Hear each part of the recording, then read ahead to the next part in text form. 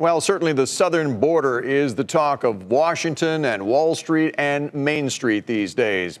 And at the busiest checkpoint between the U.S. and Mexico, small business owners are keeping a close eye on the decisions coming out of our nation's capital.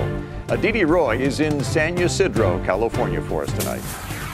It's a bustling weekday in San Ysidro, California, a stone's throw away from the Mexican border. Despite the government shutdown, Customs and Border Protection officials are still manning the San Ysidro checkpoint, and people are crossing over as usual. It's the busiest crossing in the Western Hemisphere, with 90,000 cars and pedestrians coming into the U.S. every day through the checkpoint.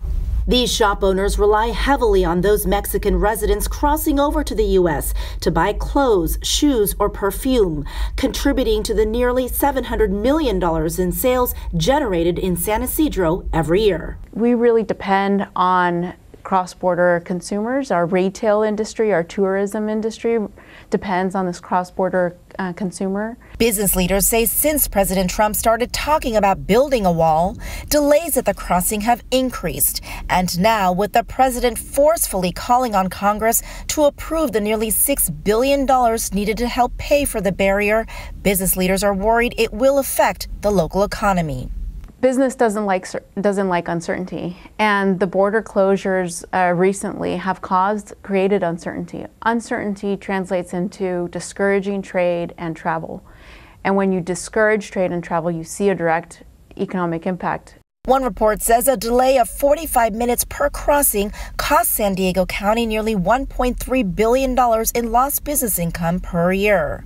Last fall, the San Ysidro crossing was shut down for more than 5 hours after a dispute between Border Patrol and migrants, costing a whole day's worth of commerce for many local merchants and consumers. They include Lu Wang, who owns her own clothing and shoe stores in Tijuana. She buys her merchandise in the U.S., and the closure last fall was a big setback. Your business has gone down? Yeah. Too much. Why? Because the security. Fewer than 10 miles away, Customs and Border Protection officials have erected 8 border wall prototypes. As the president and Congress grapple over whether these models will turn into reality, this border town watches and waits. The president is scheduled to visit the border tomorrow.